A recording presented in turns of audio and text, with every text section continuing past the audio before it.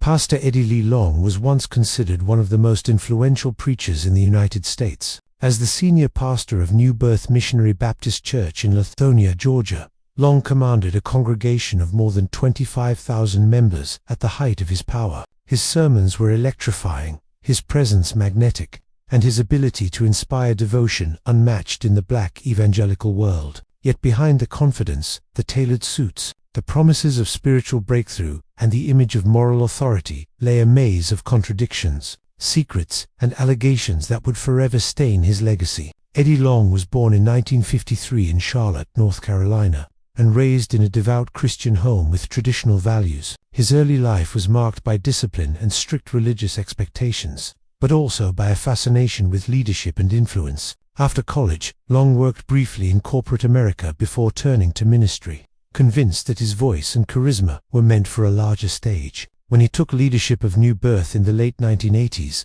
the church had only a few hundred members. Within a decade, it grew into one of the largest megachurches in the United States, becoming a pillar of prosperity, preaching, and evangelical culture. Long's sermons focused on personal success, divine favor, and overcoming adversity through faith. His congregation adored him, and New Birth became a powerhouse that hosted political leaders, celebrities, and global religious figures. The church expanded its campus, launched ministries for youth, families, and outreach, and built a reputation as a vibrant spiritual center. But it was the pastor's personal image, fit, eloquent, always poised, that made him a star. He famously referred to himself as God's man, and many believed he embodied strength, integrity, and divine authority. Despite the praise, some observers noticed early signs of contradictions behind Long's public facade. He was outspoken against homosexuality, regularly preaching that sexual purity was mandatory for believers and that deviating from biblical norms was sinful.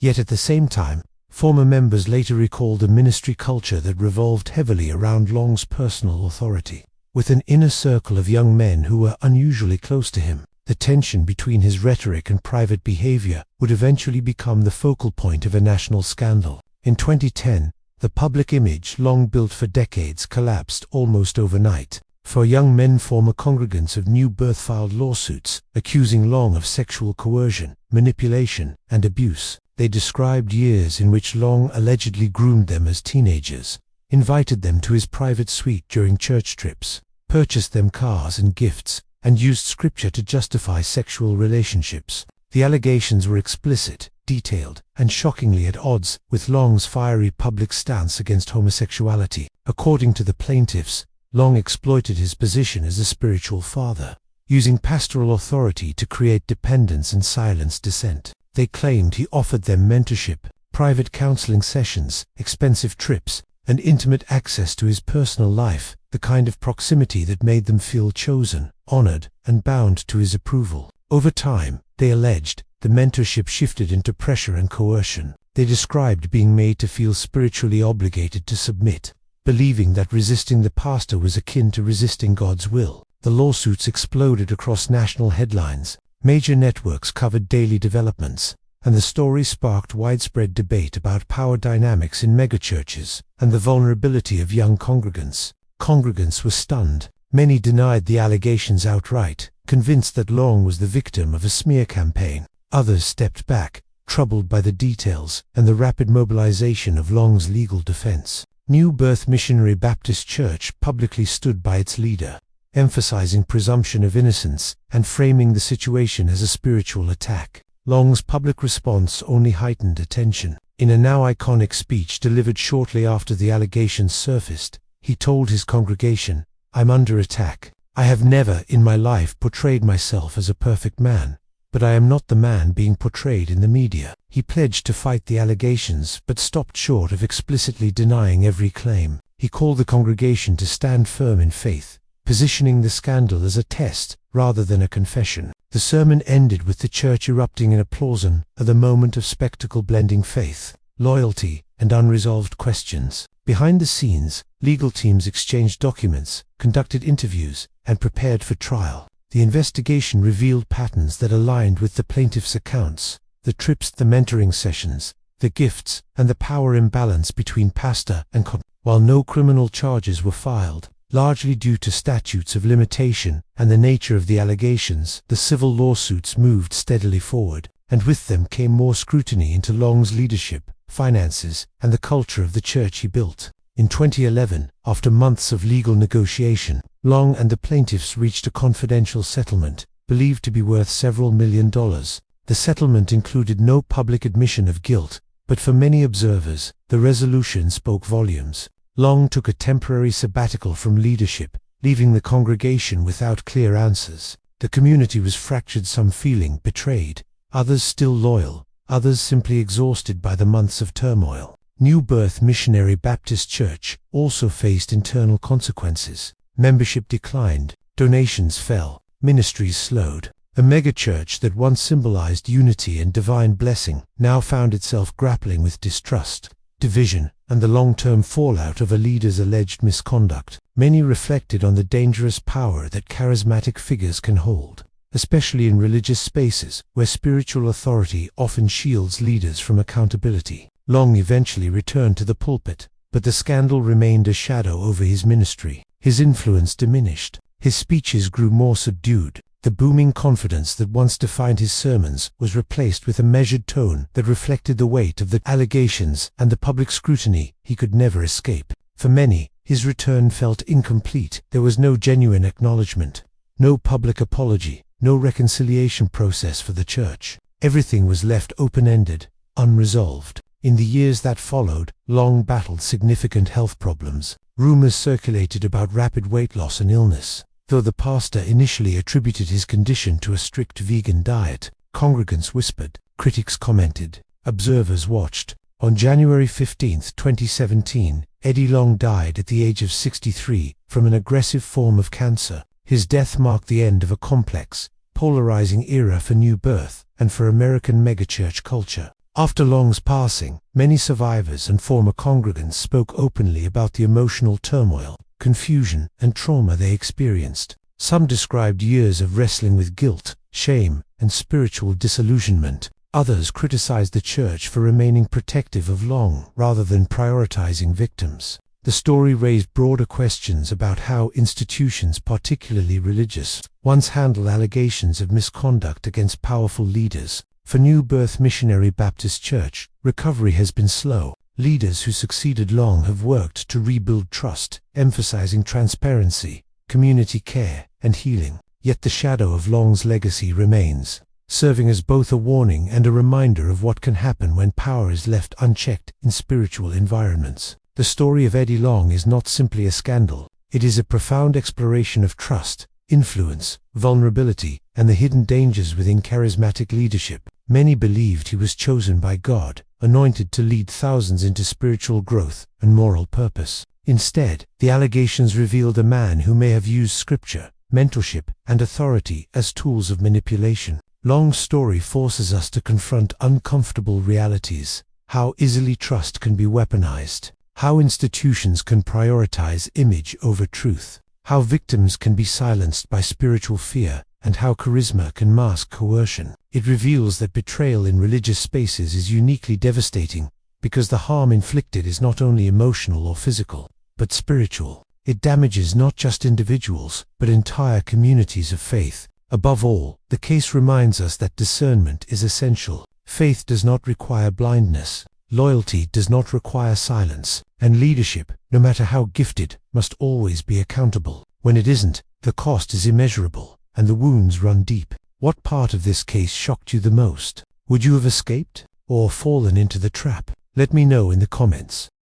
Pastor Frank Houston was once regarded as one of the founding giants of modern Pentecostal Christianity in the Southern Hemisphere. Born in New Zealand in 1922, Houston built a reputation as a gifted preacher, a spiritual pioneer, and a man uniquely capable of inspiring religious fervor in the hearts of thousands. He founded the Sydney Christian Life Centre, later becoming a cornerstone figure behind what would eventually be known globally as Hillsong Church, one of the most influential megachurch movements of the modern era. To the world, he was the image of faithfulness, eloquent, passionate, divinely guided. But behind the accolades, sermons, and charismatic leadership lived a hidden truth: decades of child sexual abuse that remained buried until long after the damage had been done. For many years, Frank Houston commanded unwavering respect. Congregants viewed him not only as a preacher, but as a spiritual father, a man blessed with divine authority. His style was warm, personal, and emotionally charged. He had a gift for making followers feel seen, valued, and spiritually uplifted. It was this trust, this intimate connection, that allowed him to build a religious empire across Australia and New Zealand. Behind that trust, however, was a pattern of predatory behavior that would later shock the world. The first known abuse occurred decades earlier. During the 1970s in New Zealand, Houston targeted young boys, often those who trusted him, admired him, or came from vulnerable situations. His position as a spiritual leader created the perfect cover. He could visit families freely, counsel children privately, and gain unrestricted access through the authority of his title. His victims later described his behavior as manipulative, relentless, and deeply violating. They had been raised to believe pastors were God's chosen vessels, and Houston weaponized that belief. For years, nothing came to light. The culture of obedience in the church, combined with Houston's influence, kept victims silent. Some were children when the abuse happened. They lacked the language or courage to speak out. Others tried confiding in church leaders, only to be ignored, dismissed, or warned against damaging the ministry. The silence lasted decades. The turning point came in 1999, when a man, then an adult, disclosed the abuse he suffered as a young boy at the hands of Frank Houston. This confession reached Houston's own son, Brian Houston, the rising leader of Hillsong Church. Shock rippled through leadership circles. But instead of reporting the crime to police immediately, the matter was handled internally. Meetings were called, money was offered, a quiet payout of $10,000 was arranged in exchange for silence. Disguised as financial assistance, Frank admitted to the abuse but remained shielded from public scrutiny. Church officials removed him quietly from ministry but made no announcement. Congregants were left in the dark. No police report was filed. Victims already carrying the psychological scars of childhood trauma now carried the burden of institutional betrayal. Frank Houston died in 2004, never facing a courtroom, never receiving a criminal conviction for the abuse he admitted to. But the story did not end there. In the years that followed, numerous victims stepped forward, recounting eerily similar experiences that stretched across decades. Complaints emerged linking Houston to multiple boys in both New Zealand and Australia, each describing the same patterns of grooming, manipulation, and sexual exploitation. In 2014, the Australian Royal Commission into Institutional Responses to Child Sexual Abuse launched an investigation. The findings were damning. The commission revealed that church leaders had failed to report Houston's crimes, instead choosing to protect the reputation of the ministry. The organization had prioritized image over justice. Brian Houston came under scrutiny for not reporting his father's admitted abuse to authorities, a legal requirement under Australian law. The commission found that the church's response was inadequate, improper, and completely inappropriate, especially given the gravity of the offense. Victims, some now middle-aged, described the emotional toll of living with memories of abuse and the factional trauma of being ignored or dismissed by religious authorities. Their testimonies painted a grim portrait of the cost of silence, depression, anxiety, addiction, loss of faith, and lifelong psychological damage. The revelations forced Hillsong to confront its origins and its legacy, a movement built on musical worship, global expansion, and spiritual influence had been founded by a man hiding horrifying secrets, and the leadership that followed had failed to prioritize justice for victims. The weight of that truth shook the global Christian community. Frank Houston's legacy became a symbol of hypocrisy, a preacher who spoke of holiness while violating children behind closed doors. His dual identity exposed the dangers of charismatic authority, unaccompanied by accountability. His life became a case study in how spiritual power can create perfect conditions for predation. When systems fail to protect the vulnerable, the aftermath continues to echo. Survivors have demanded public apologies, compensation, and recognition. Many found courage through the commission to reclaim their voices. Others still struggle. The case remains one of Australia's most significant examples of religious abuse, not only because of the crimes themselves but because of the institutional failures that allowed them to remain hidden for so long. Frank Houston's story is not just about the actions of one man, it is about the systems around him, systems that celebrated him, protected him, and shielded him at the cost of innocent lives. It is about the dangers of idolizing leaders, the consequences of unchecked spiritual authority, and the necessity for transparency in organizations that wield massive influence over vulnerable communities. This case forces a painful reflection. How many lives could have been spared trauma if the truth had been confronted decades earlier? How many other victims remain unheard because they fear they will not be believed?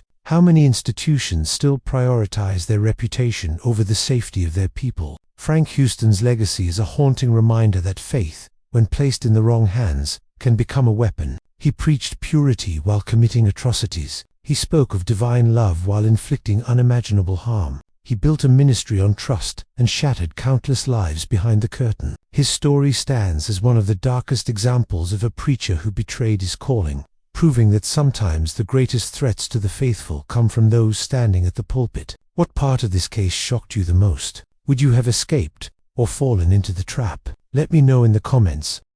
Gerald "Jerry" Sherwood was not the kind of pastor most people pictured when they imagined a small-town preacher. Tall, soft-spoken, and almost disarmingly calm, he projected an air of humility that won people over instantly. In Lake County, Florida, Sherwood had gradually built a reputation as a deeply devoted man of God, a pastor who prayed with the sick, helped troubled teens, and offered support to single mothers and struggling families. His sermons emphasized compassion, community, and forgiveness. To the people who filled the folded metal chairs inside his rented storefront church, he appeared to be someone who had chosen the ministry out of love, not ambition. But behind the soft voice and warm smiles lay years of manipulation, psychological abuse, and criminal behavior that eventually unraveled in one of the most disturbing pastoral scandals in Florida's recent history. Sherwood's church began small, just a handful of families meeting in a local community hall. Over time, he cultivated an image of accessibility that drew people in.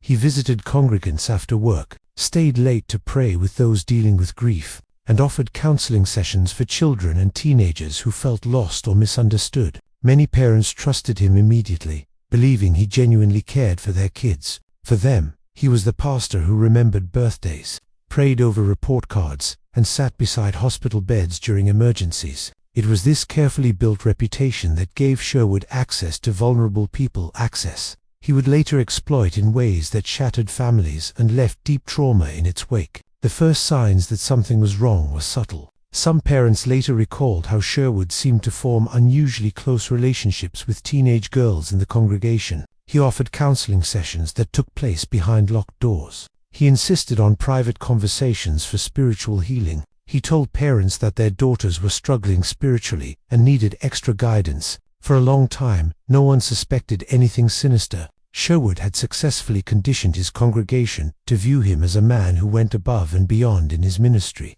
someone who genuinely cared for the youth in his community. But beneath the surface, Sherwood's behavior grew more predatory and manipulative. He began isolating certain girls, telling them they were chosen by God for special spiritual responsibilities. He framed obedience to him as obedience to God. His words became weapons disguised as prophecy, using scripture to justify increasingly invasive personal interactions. Survivors later described how he created emotional dependence, convincing them that only he understood their struggles and only he could guide their souls toward salvation. One teenager eventually confided in a friend about Sherwood's behavior. That friend, frightened and unsure, told her parents, but when the parents confronted Sherwood, he reacted with hurt disbelief, insisting the girl was confused, troubled, or under spiritual attack. Using his influence, he framed himself as the victim of a cruel rumor. Many congregants believed him. Some even began ostracizing the girl's family, accusing them of attempting to destroy a man of God's reputation. This reaction silenced other victims, who feared that speaking out would only bring them shame and condemnation. Sherwood's control depended on this silence and manipulating both trust and fear. However, Sherwood's facade began to crumble when a second family approached law enforcement after their daughter revealed similar abuse. Unlike the first family, these parents went straight to the authorities. Detectives began quietly interviewing families connected to the church, and slowly, more young women came forward. Each story echoed similar patterns: private meetings, spiritual manipulation, emotional grooming, and violations disguised as counseling or deliverance ministries. The consistency of the testimonies made it impossible to dismiss them as misunderstandings or exaggerations. Once investigators obtained enough evidence, they executed a search warrant on the church in Sherwood's home. Inside, they discovered journals, recorded counseling sessions, and personal correspondence that corroborated the victim's claims. The material revealed a chilling pattern. Sherwood had not simply fallen into misconduct, but had carefully constructed a system of manipulation designed to hide his predatory behavior behind religious language and pastoral authority. When Sherwood was arrested, the news devastated the community. Parents who had once praised him as a guiding light felt betrayed. Those who had defended him against the first allegations were forced to confront the fact that they had unknowingly enabled his actions. Some of the most painful moments came during the trial. When victims testified about the spiritual and emotional manipulation they endured, many described how Sherwood used scripture to justify his actions, twisting Bible verses to imply that obedience to him was part of their religious duty. The betrayal of trust cut deeper because he had not only violated their bodies but had used their faith against them. Sherwood's attorney attempted to argue that the encounters were consensual or exaggerated, but prosecutors presented extensive evidence showing grooming, coercion, and emotional abuse. The testimonies from multiple victims painted a clear picture of a pastor who used his authority to exploit the vulnerable. Ultimately, Sherwood was convicted on multiple counts, including sexual battery, exploitation of a minor, and child molestation. He was sentenced to decades in prison, ensuring he would never again hold a position of authority over young people. For the survivors, healing would take years. Many struggled with guilt, shame, confusion, and loss of faith. Some found it difficult to trust any spiritual leaders again. Parents grappled with regret for having trusted Sherwood so deeply. The emotional aftermath extended far beyond the courtroom. The community was forced to redefine itself in the wake of the scandal. The church dissolved, families moved away, and friendships fractured under the weight of betrayal. Experts later examined Sherwood's case as an example of how religious authority can be weaponized to groom and control victims. His calm demeanor and spiritual language masked a deliberate pattern of manipulation that exploited emotional vulnerability. The case highlighted the need for oversight in small independent churches,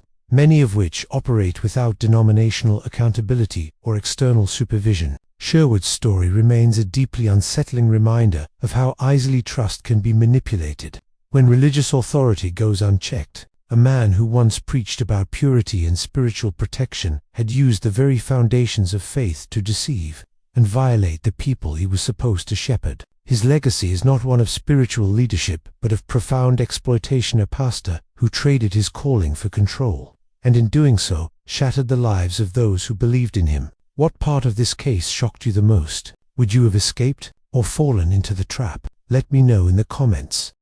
Tony Alamo was born Bernie Lazar Hoffman in 1934 in Joplin, Missouri, a small town that never predicted the rise of a man who would one day command a religious empire, control thousands of followers, and eventually fall in one of the darkest pastor scandals in American history. His early life was shaped by poverty, instability, and an almost singular obsession with fame. From a young age, he sought the spotlight, pursuing a career in Hollywood as a singer and promoter. But when fame never materialized, he pivoted toward something more powerful: religion. By the mid-1960s, the counterculture movement in California provided fertile ground for charismatic preachers promising salvation. With sweeping rhetoric, fiery sermons, and a penetrating stare that many described as hypnotic, Tony Alamo began recruiting lost youth, runaways, addicts, and people desperate for meaning. His message centered on repentance, divine judgment, and an apocalyptic vision of the future. These ingredients gave birth to what would become the Tony and Susan Alamo Christian Foundation, named after Tony and his wife, Susan Alamo. Their ministry began in Hollywood, where they ran communal homes filled with tightly controlled followers. Tony's sermons blended end times prophecy, strict moral rules, authoritarian control, and promises of divine protection. As the ministry grew, so did Tony's sense of power. He enforced a rigid lifestyle on his followers: no dating, no music, no fashion choices without permission, no independent thought. He demanded complete obedience, claiming that he alone knew God's truth and that the world outside was poisoned by sin. Susan Alamo, Tony's wife, brought a different side to the ministry. She had an empathetic charisma that made her a comforting presence to new recruits. Together, they became a four-stone as the fire, Susan as the warmth. Their message was simple: follow us, and God will save you. Resist us, and God will punish you. The couple expanded their operations into rural Arkansas, building large compounds where followers lived, worked, and worshipped. Tony implemented labor systems that critics later described as forced labor.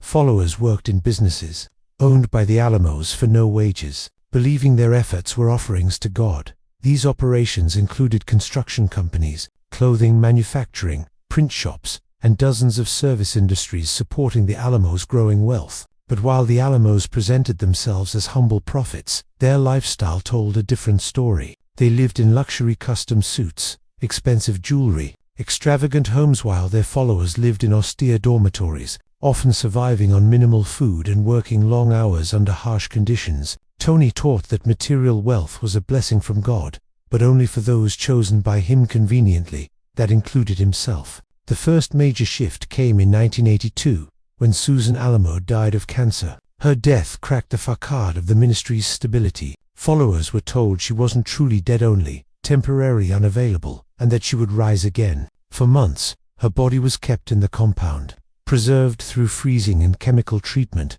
as Tony insisted resurrection was imminent. Followers stood guard by the coffin, praying for the miracle Tony promised. When Susan did not rise, Tony's behavior grew even more extreme. He declared himself the sole prophet of the ministry and began implementing increasingly bizarre and authoritarian rules. His sermons became darker, filled with threats of damnation, divine wrath, and predictions of imminent apocalypse. Former followers later recounted that Tony used fear as his primary weapon: fear of hell, fear of punishment, fear of spiritual abandonment. Reports began to surface of severe beatings in the compound. Children were disciplined with wooden boards. Adults were humiliated, isolated, or denied food for perceived disobedience. Critics said Tony fostered a climate of terror where followers were afraid to speak, behave, or even think outside his will. He told them that leaving the ministry meant eternal damnation. As authorities began investigating labor violations, tax fraud, and child mistreatment,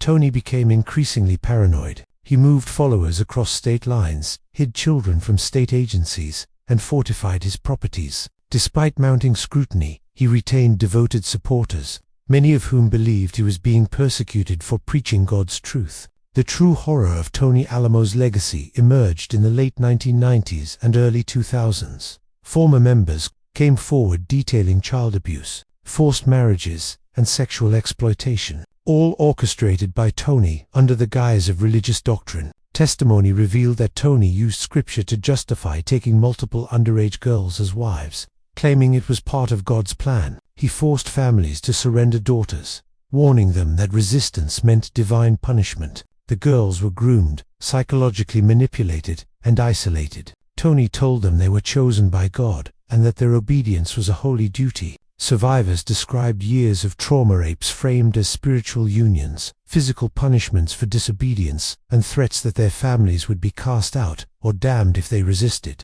Federal investigators built a case, interviewing dozens of victims. They tracked financial fraud, forced labor networks, and transportation of minors across state lines for sexual purposes. The evidence was overwhelming, not only of the abuse itself, but of the intentional structure Tony created to hide his actions. Followers were taught never to speak to outsiders, never to question Tony, and always to obey in silence. In 2008, Tony Alamo was arrested and charged with sexual exploitation of minors, transportation of minors for illicit purposes, and federal child abuse violations. The trial included harrowing testimony from victims who had suffered under his control for years. They described manipulation, threats of hell, severe beatings, and being forced into sexual relationships with the pastor who claimed divine authority. Tony's defense attempted to argue that the relationships were consensual, that the accusations were part of a government conspiracy, and that the girls' families supported the marriages. But evidence showed these so-called marriages were built on coercion,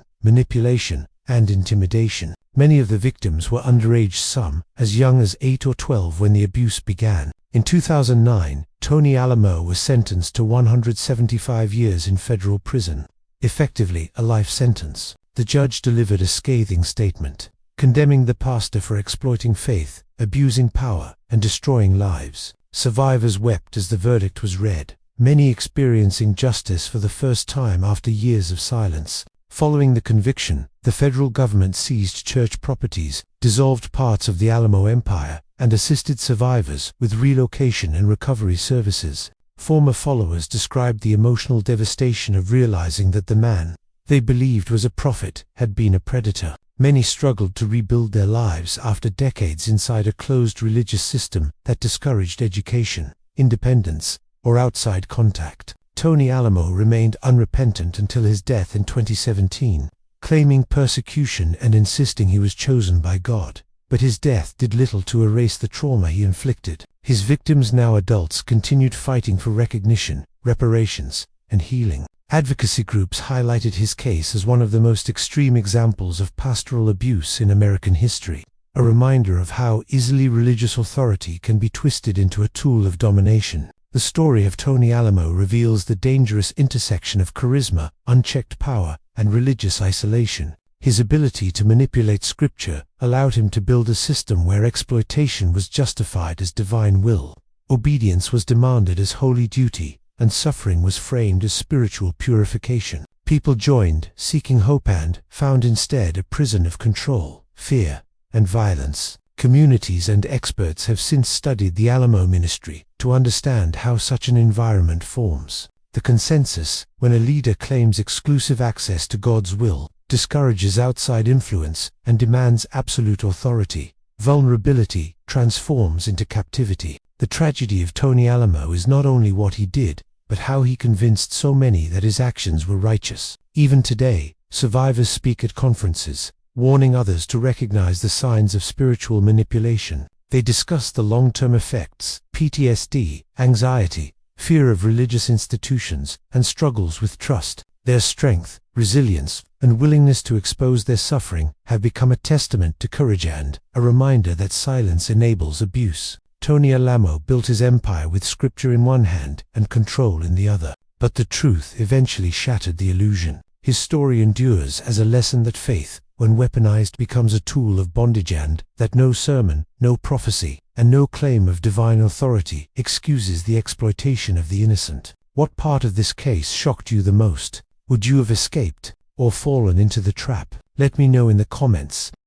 Pastor George Gibney was not always a man of the cloth. Before he ever stepped into a church pulpit, he was known across Ireland as one of the nation's most celebrated swimming coaches, a man entrusted with shaping young athletes, guiding hopeful teenagers toward Olympic dreams, and representing Ireland on the international stage. Born in Dublin in 1947, Gibney exuded charisma, discipline, and an authoritative presence that made parents feel safe entrusting their children to him. Yet behind the whistle, the stopwatch, and the gentle reassurance of mentorship lay a darkness that remained concealed for decades. Throughout the 1980s and early 1990s, Gibney trained some of Ireland's top swimmers, earning national praise and public admiration. But beneath the surface, swimmers, most of them minors, were enduring abuse that would not be fully revealed until years later. Gibney used his position of authority to control, manipulate, and terrify his victims, often under the guise of strict coaching discipline or personal development. He isolated favorite swimmers, demanded loyalty,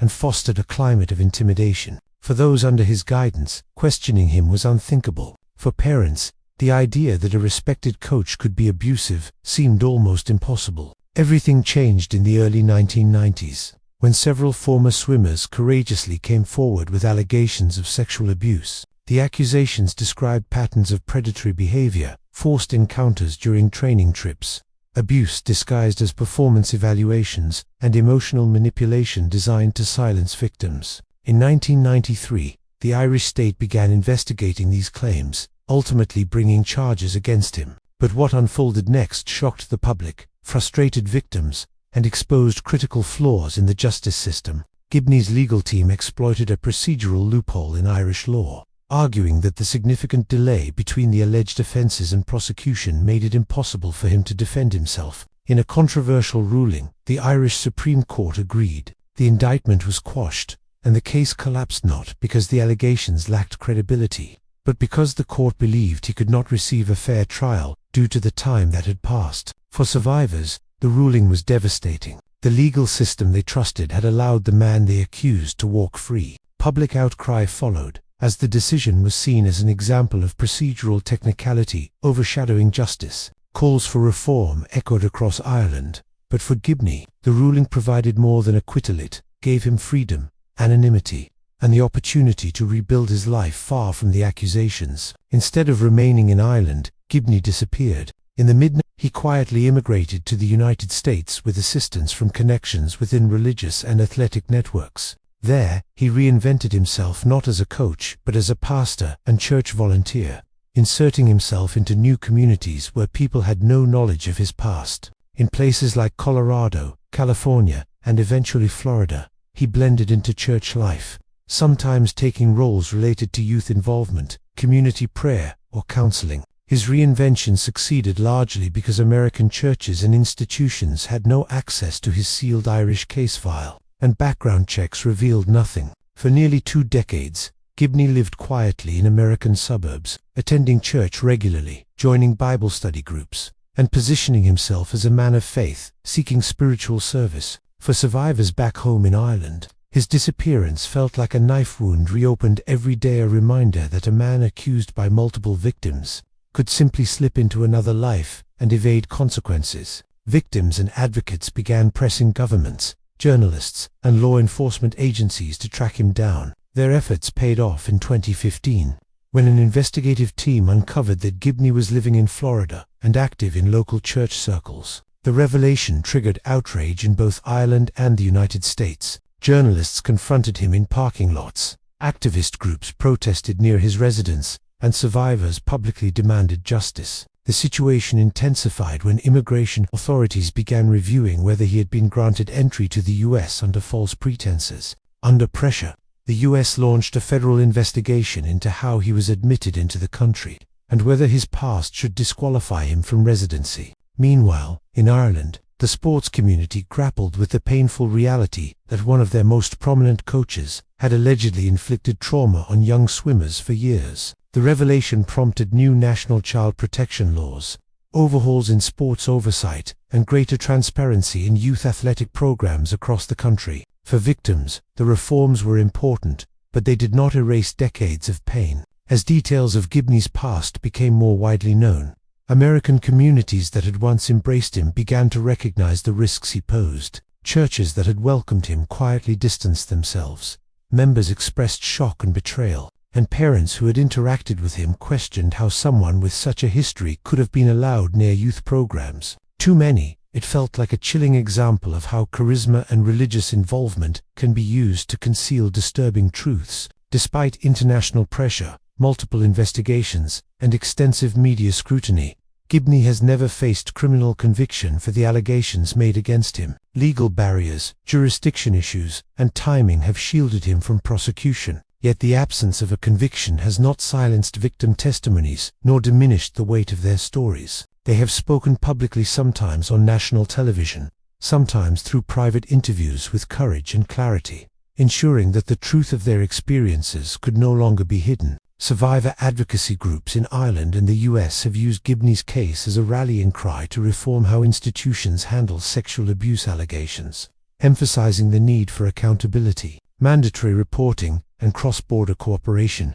His case also sparked intense debates about how individuals accused of serious crimes can exploit religious institutions to establish new identities and avoid detection. It illustrated the dangers of assuming that religious involvement equates to moral integrity, and highlighted the weaknesses of systems that fail to track higher-risk individuals across borders. Gibney's life in Florida has become increasingly isolated as public awareness of his past grows. Neighbors who once saw him as a quiet retiree now view him with suspicion. Community members who prayed alongside him express feelings of betrayal. For survivors, this exposure does not erase trauma, but it represents a form of moral justice and acknowledgement that despite escaping legal consequences, he cannot hide from the truth. The story of Pastor George Gibney is a chilling example of how authority, trust, and religious involvement can mask a past filled with harm. It reveals how abusers can exploit institutional gaps to avoid accountability, and how communities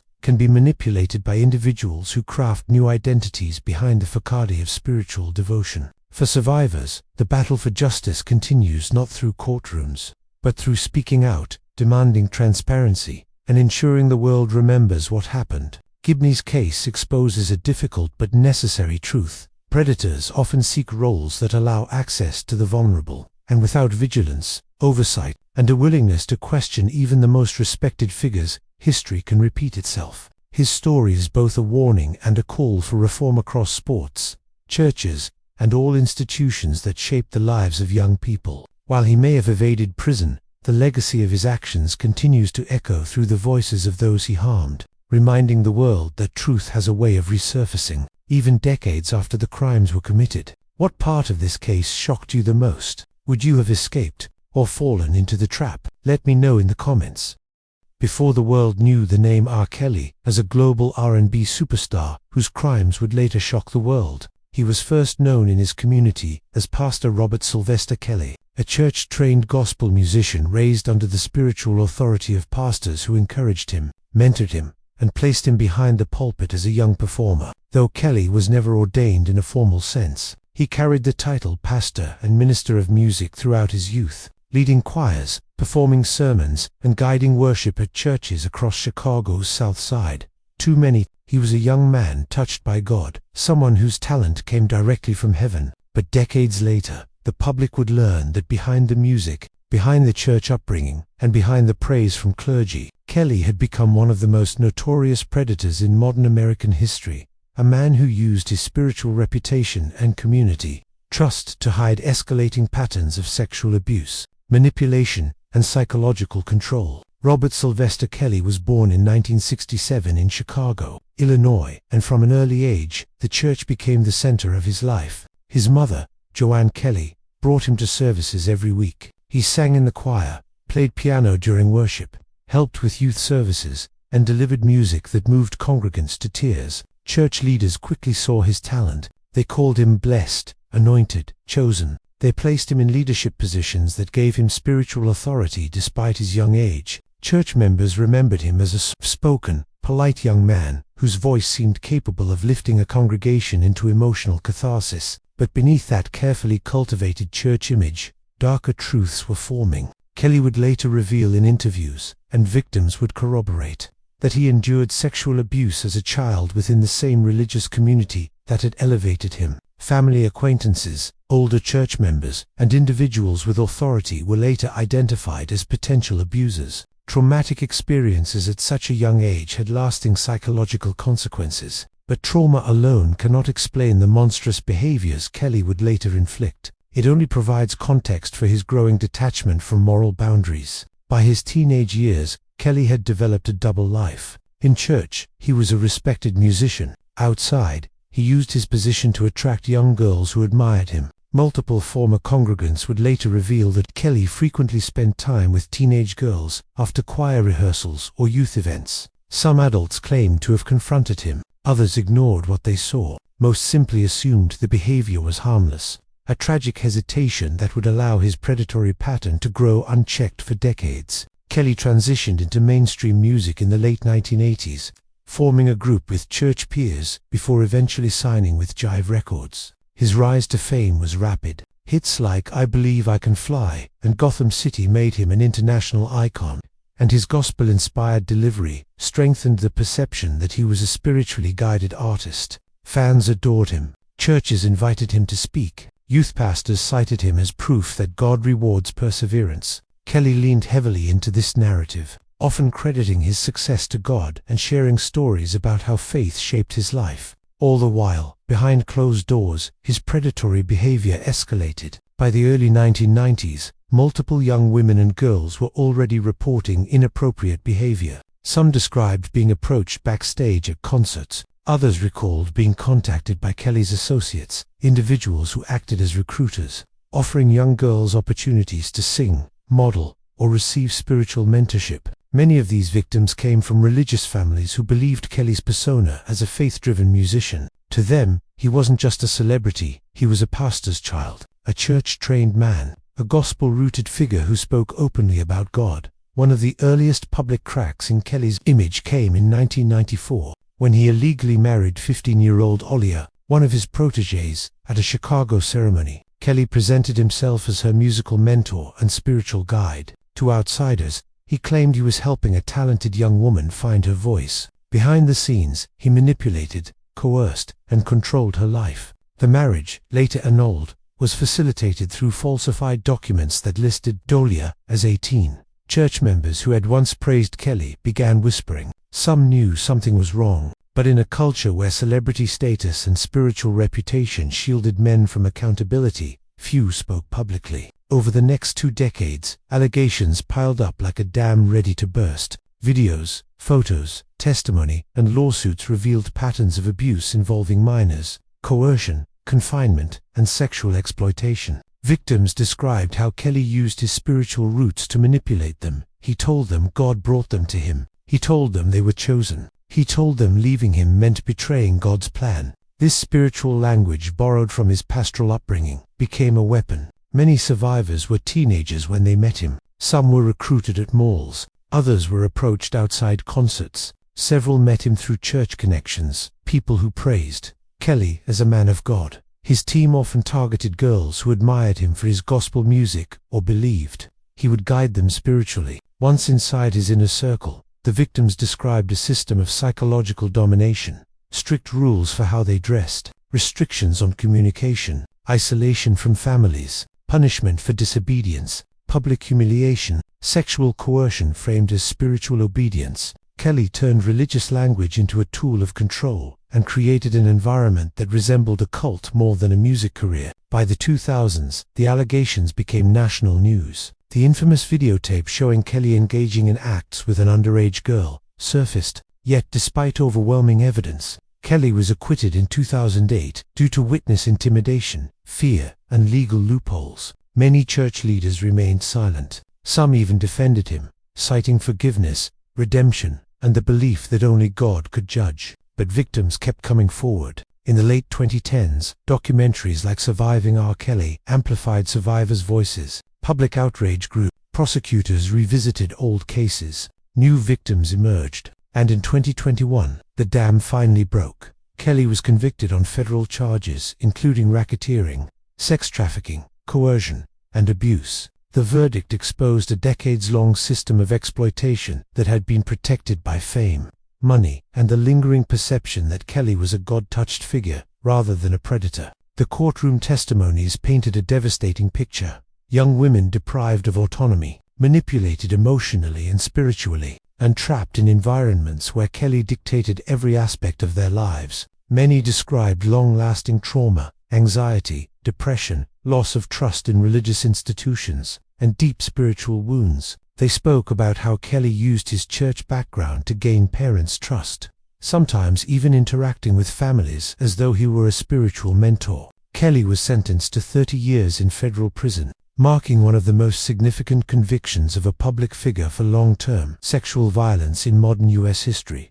Prosecutors emphasized that the crimes weren't spontaneous, they were organized, calculated, and facilitated by a network of enablers who protected Kelly's image. The aftermath left deep scars on communities, especially African American church communities that had celebrated his music for decades. Many pastors issued statements of condemnation. Some admitted they had once defended him out of ignorance. Others struggled with the difficult truth that a man raised by the church, who preached in youth services, and who used religious language throughout his career, had used that same influence to prey on the vulnerable. Victims were left to rebuild their lives. Some turned to therapy. Others found healing through activism. Several openly discussed how Kelly's manipulation fractured their sense of faith. The spiritual betrayal, they said, was sometimes worse than the abuse, because the language he used was familiar, sacred, and trusted. The reflection that emerges from Pastor Robert Sylvester Kelly's story is one of urgent warning.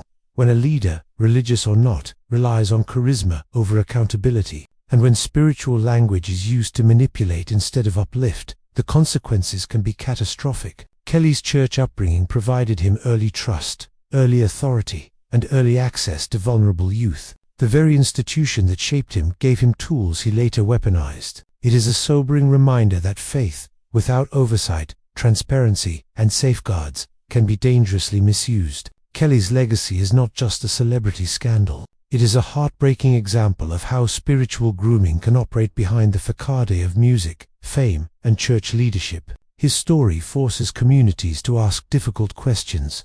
How do we protect young people from those who hide behind religious language? How do we hold charismatic figures accountable before they harm? And how do we repair the damage when trust is broken at the spiritual level? The truth is simple and devastating. Kelly was once a preacher of hope, love, and inspiration. But behind the sermon, behind the gospel roots, and behind the polished image, he was building a private world of domination, exploitation, and terror. And for decades, no one stopped him. What part of this case shocked you the most? Would you have escaped, or fallen into the trap? Let me know in the comments. Pastor Jean-Claude Roman became one of the most disturbing and complex criminal cases in European history, not because of a moment of violence alone, but because of a lifelong deception that spiraled into tragedy. Although not a traditional pastor, in the sense of leading a congregation, he repeatedly used religious identity, moral authority, and spiritual persona to deceive those around him. Roman didn't merely lie about a job, a degree, or a relationship. He fabricated an entire identity, and through that false identity, he infiltrated religious spaces, manipulated the trust of churchgoers, and ultimately committed crimes that horrified France and the world. His story became one of Europe's most infamous examples of spiritual betrayal, intertwined with long-term psychological manipulation. Born in Lons-le-Saunier, France, in 1954, Roman showed early signs of intelligence and quiet determination. His childhood was uneventful by most accounts. He grew up in a modest family,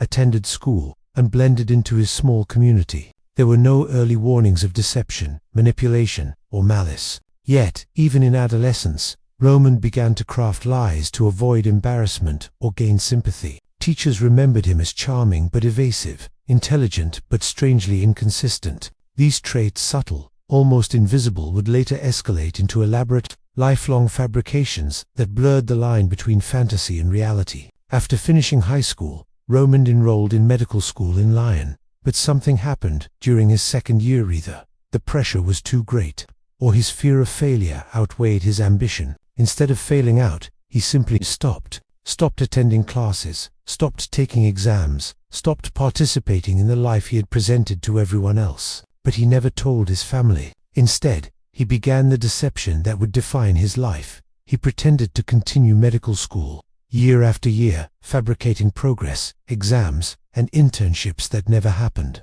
Over time, Roman learned something that would become his trademark skill: the ability to mimic the language, mannerisms, and emotional cues of an educated professional. He read medical journals, memorized terminology, attended public medical lectures, and cultivated an aura of calm authority. Eventually, he told family and friends he had become a successful doctor and secured a prestigious position at the World Health Organization, WHO in Geneva, one of the most trusted and respected organizations in global health. The lie worked. More than that, it flourished. Using his supposed position, Roman developed connections with religious groups and charitable organizations. He frequently discussed humanitarian work, medical missions, and global health initiatives with local church leaders. To many, he radiated moral sincerity, a man called not just to medicine, but to service. Churches welcomed him. Pastors invited him to speak. Congregants admired him for blending scientific expertise with deep spirituality. But behind the scenes, Roman's life was collapsing under the weight of his own deception. He had no job, no salary, no office, no colleagues. He spent his days driving aimlessly, sitting in parking lots, or pacing in forests while pretending to be at work. He lived off financial support provided by his wife's family, friends, church members, and people who believed they were entrusting money to a respected doctor who also happened to be a devout, compassionate Christian. He manipulated religious trust to sustain his increasingly fragile illusion. He accepted donations meant for charity, for missions, for personal needs related to his supposed work. He played the role of the wise spiritual advisor, listening to confessions, offering prayers, and providing counsel. Many believed he was a model of Christian humility, a man dedicated to healing the world. But beneath the surface, panic was setting in. By the early 1990s, financial pressures had grown uncontrollable. People were asking questions. His wife, Florence, was pushing for clarity about finances and work. His parents were proud but confused about the details of his career. Friends were beginning to notice inconsistencies, strange behaviors, and unexplained absences. Rumors began to circulate quietly. The facade was cracking. And then, in January 1993, Roman snapped. Rather than confess the truth that he had deceived everyone for nearly 2 decades, he committed one of the most shocking family murders in modern French history. On January 9th, he murdered his wife by striking her in the head. Then he killed his children, 5-year-old Antoine and 7-year-old Caroline. After that, he drove to his parents' home and murdered both of them. He visited his ex-mistress, attempting to kill her as well, but she fought back and survived. Finally, he returned home, poured gasoline everywhere, and set the house on fire in an attempted suicide. But even that failed. Firefighters rescued him before the flames consumed him. What they didn't know, at least at first, was that they had rescued not a victim, but the perpetrator of one of the most elaborate and devastating frauds France had ever seen. When investigators arrived, the story unraveled rapidly. There were no records of Roman's medical degree, no employment history with who, no colleagues, no office, no salary. Years of lies spilled into the open. The church communities he had been part of were stunned. Parishioners who had trusted him felt a mixture of shock, betrayal, and horror. How could a man who prayed with them, preached with them, and presented himself as a model Christian commit such an atrocity? The case became an international sensation. Psychologists and criminologists examined his life, baffled by the scale of his deception. Some argued he was a pathological narcissist. Others believed he lived in a state of dissociation so deep he had convinced himself the lies were justified. Religious communities held vigils, prayed for the victims, and struggled to understand how faith itself had been weaponized by a man who wore it like a disguise. Roman's trial in 1996 captivated France. Prosecutors painted him as a cold, calculating manipulator. The defense described him as a mentally ill man trapped in a fantasy he could not escape. Victims' families testified through tears. Former church members expressed outrage that he had used spirituality and charity to deceive them. In the end, the jury found him guilty of multiple counts of murder and attempted murder. He was sentenced to life in prison. Yet even in prison, Roman's manipulation of religious identity persisted. He became deeply involved in Catholic religious studies and prayer circles, once again portraying himself as a spiritual figure, this time among inmates. Some saw it as a genuine turn toward faith and repentance. Others saw it as another performance, a way to shield himself from the full weight of guilt. His behavior reignited debates about whether he had ever been truly spiritual, or if religion had simply been another mask. The societal impact of Roman's crimes extended far beyond the courtroom. Churches across France implemented stricter guidelines for volunteers and guest speakers.